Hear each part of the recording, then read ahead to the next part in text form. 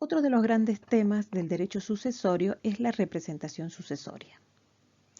La representación sucesoria existe porque lo dice la ley. Y esto es relevante porque si analizamos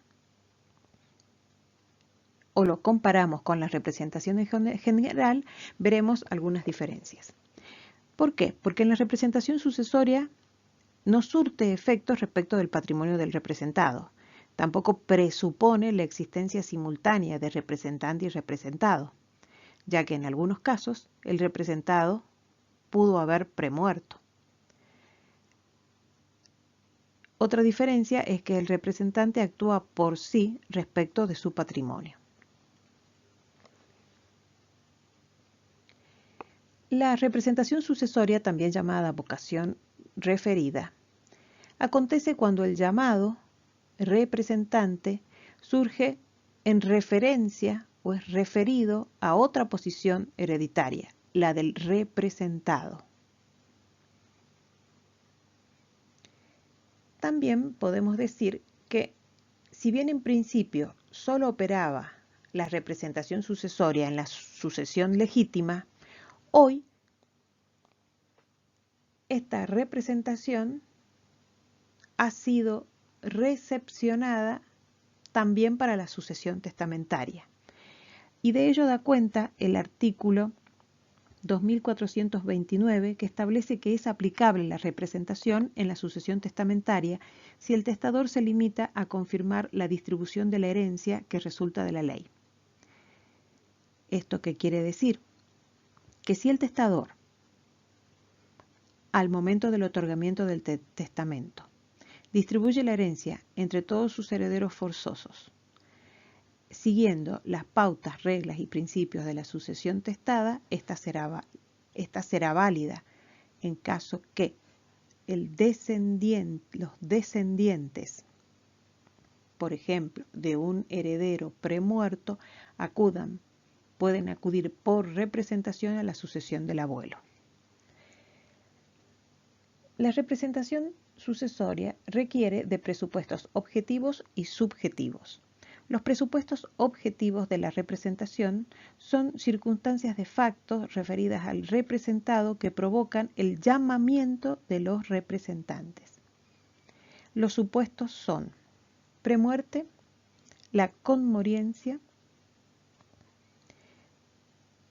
que si bien se entiende que existen dos parientes en grado sucesible que mueren en el mismo momento, no podría excluirse el caso de conmoriencia, porque lo que se requiere es que el representado no viva al momento de la apertura de la sucesión. Es el caso en que el padre muere al mismo tiempo que el hijo, y si bien no hay transmisión de derechos hereditarios entre ellos, lo que ocurre es que los descendientes del hijo reciben la herencia directamente del abuelo.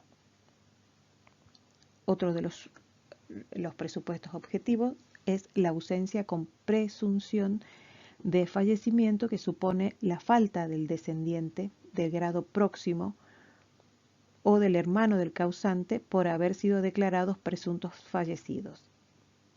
En tal caso, hereda la respectiva estirpe por derecho de representación, ya que se equipara a la muerte natural por los efectos propios que produce la declaración de fallecimiento. La renuncia también supone la falta del descendiente de grado próximo o del hermano del causante por haber repudiado la herencia. En tal caso, los hijos van por derecho de representación a la herencia del abuelo. En el caso de la indignidad, también supone la falta del descendiente de grado próximo o del hermano por haber sido declarados indignos en sus respectivas sucesiones. Entonces sus hijos van por derecho de representación. Y en estos casos se dice que el fundamento es que los nietos o sobrinos no tienen la culpa de la mala conducta de su padre. Excluirlos de la herencia equivaldría a considerarlos también como indignos, imponiendo así un castigo a una descendencia inocente. Mientras que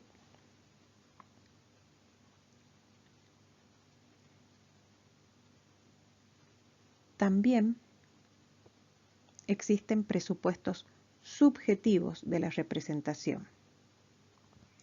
Estos presupuestos subjetivos lo son: respecto del representante debe tener vocación hereditaria respecto del causante, es decir, que debe existir la vocación referida. Supone capacidad y falta de indignidad. Y también es un presupuesto que el representante no haya sido declarado indigno en la sucesión de su representado.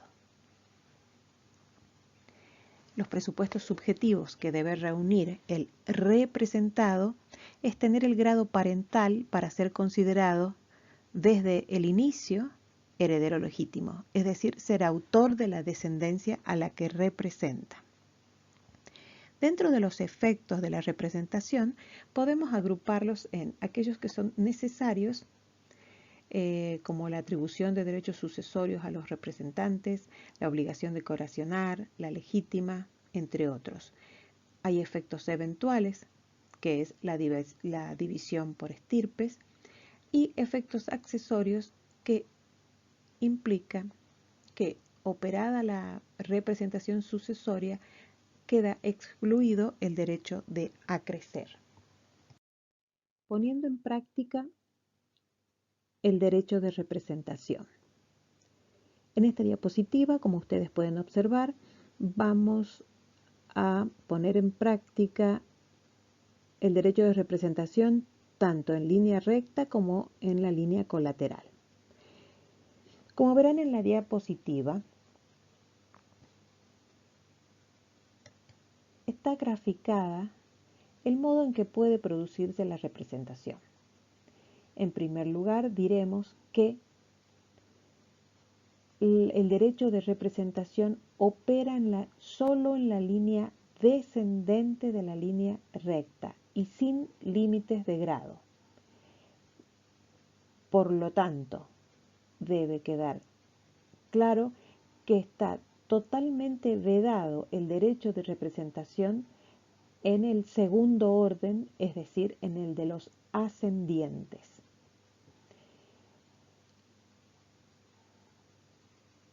También vemos que la representación puede descender distintos grados.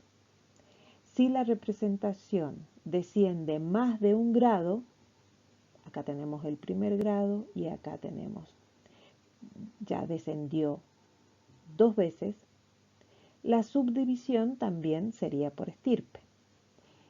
Entonces, tenemos un causante que tiene 3 descendientes, de los cuales respecto de uno se da uno de los presupuestos objetivos. Por ejemplo, que haya renunciado a la herencia. Si renunció a la herencia, está el presupuesto objetivo para que opere la representación de sus descendientes. A su vez, vemos que la descendiente nieta también ha prefallecido y el llamado será el bisnieto. Entonces, ¿cómo operó el derecho de representación y quiénes son los llamados en esta herencia? A la sucesión de A, que tiene 3 hijos, una o prefallecida o que ha renunciado a la herencia, le suceden, tenemos acá un concurso representativo, porque tenemos un hijo, una hija premuerta o que ha renunciado a la herencia, o alguna de las otras causales de los presupuestos objetivos, y otro hijo. Tenemos esta hija que ha fallado su vocación, tiene 2 hijos. Entonces, acá tenemos la primera representación. Al fallecer esta nieta, tenemos que un bisnieto que es llamado a la herencia. ¿Cuáles son los llamados? El hijo 1, el nieto 1, el bisnieto 1 y el otro hijo. Entonces concurren a la herencia 2 hijos un nieto y un bisnieto. Vamos ahora a ver cómo opera el derecho de representación en la línea colateral. El derecho de representación se puede extender en la línea colateral hasta el cuarto grado y también se aplica a los descendientes de hermanos, sin límite de grado, en la línea descendente. Es decir, que tenemos el hermano en la sucesión del hermano 1, hermano 2 prefallecido, o en la cual se produce uno de los presupuestos objetivos, y el hermano 3. El hermano 2 tiene un descendiente y el hermano 3 tiene dos descendientes. En este caso, los llamados a la sucesión son el sobrino, que está en el tercer grado, y el hermano, que está en el segundo grado.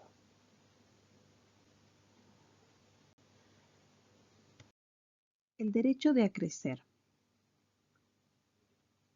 El derecho de acrecer, en principio, solo acontecía en la sucesión testada, pero no existirían inconvenientes para considerar esta vocación solidaria también en la sucesión intestada. Decimos que existe vocación solidaria cuando cada sucesor ha sido llamado a la totalidad de la herencia, de modo que las cuotas no han sido dispuestas por el testador, sino que son consecuencia necesaria del concurso de varios herederos sobre la misma herencia.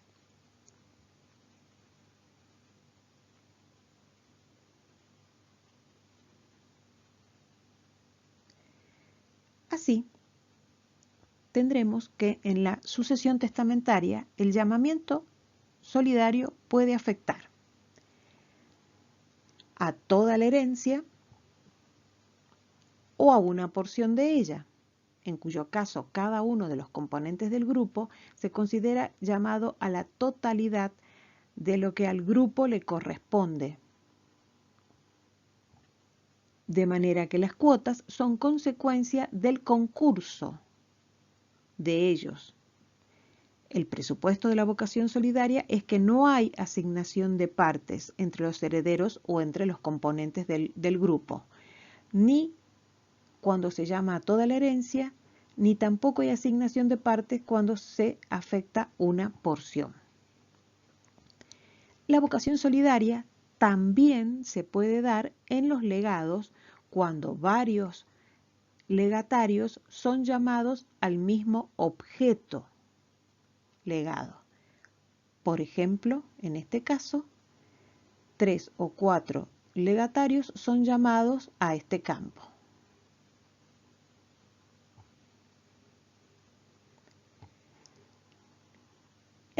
¿Cuáles son los requisitos? Debe existir un llamamiento conjunto. Debe existir una porción vacante y debe existir la falta de voluntad contraria del causante. ¿Esto qué quiere decir? Que el causante no debe haber prohibido el derecho de acrecer entre los que concurren en ese llamamiento.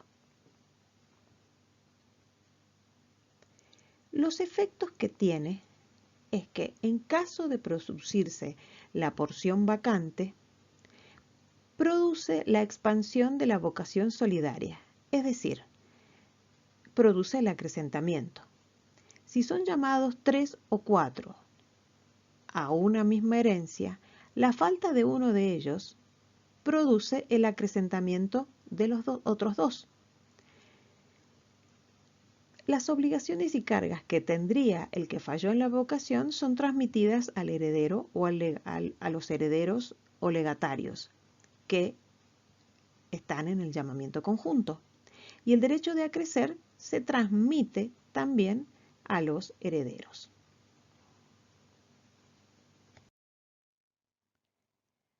En esta última diapositiva vamos a poner en práctica el derecho de acrecer entre coherederos en una situación especial, en una misma porción de la herencia, y otro caso, el derecho de acrecer en el legado de usufructo. Cuando hablamos del derecho de acrecer entre coherederos, llamados a una misma porción, tenemos que considerar cuál ha sido la cláusula testamentaria y cómo ha sido redactada por el testador. Si la cláusula ha sido re et verbis, implica que existen varios herederos, que hay una misma porción de la herencia y en una misma frase. Por ejemplo, la mitad para Pablo y Luis y la otra mitad la dejo a Hugo. Entonces, ¿qué pasa si falta Pablo? En tal caso, Pablo, que compartía la mitad con Luis, acrece a Luis. Si en cambio la disposición testamentaria, la cláusula hubiera sido re tantum, tenemos la situación de varios herederos con una misma porción, pero la disposición testamentaria ha sido realizada en distintas frases. Por ejemplo, digo, hago un llamamiento en la herencia, en la porción de la herencia, a Pablo en la mitad y a Luis en la otra mitad. Por otro lado, hay una segunda frase que instituye a Hugo en la primera mitad. ¿Qué pasa si falta Pablo? En tal caso, acrece Hugo. ¿Cuál es la importancia que tiene la redacción de las cláusulas testamentarias? Es importante cuando las frases se usan en dos testamentos. Entonces, lo que tendremos que ver en estos casos es primero analizar la validez de los testamentos, si el testamento posterior no revocó el anterior o si lo mantiene. Y allí es donde realmente tiene relevancia la redacción de las cláusulas en estos llamamientos conjuntos. La otra situación es en el caso del derecho de acrecer, en el legado de usufructo. En estos casos, dadas las particularidades del usufructo, veremos que no se produce el derecho de acrecer al colegatario.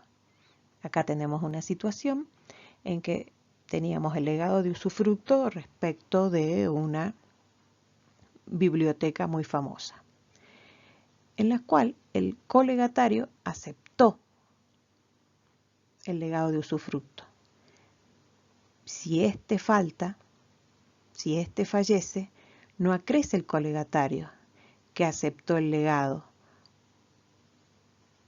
¿Por qué? Que aceptó el legado y luego falla o falta. ¿Por qué? Porque es de carácter personalísimo. De modo que en estos casos no hay derecho de acrecer, sino que se consolida ese usufructo con la nuda propiedad. Bien, como habrán visto, hemos trabajado en este encuentro con muchos temas que ustedes deberán practicar. Si bien es cierto, acá hicimos algunos ejercicios de práctica. En el siguiente encuentro, cuando analicemos concurrencias con la abogada y profesora Carla Gómez, veremos algunos casos en los que ustedes realmente podrán analizar las concurrencias y qué sucede cuando varios herederos se presentan en una herencia. Distintas situaciones, qué bienes deberán considerar, qué pasa con los bienes propios, qué pasa con los gananciales y también efectivamente cómo se hereda, cómo se distribuye la herencia, con casos prácticos que espero sean de su interés porque serán muy útiles cuando tengan que ejercer la profesión. Hasta el próximo encuentro.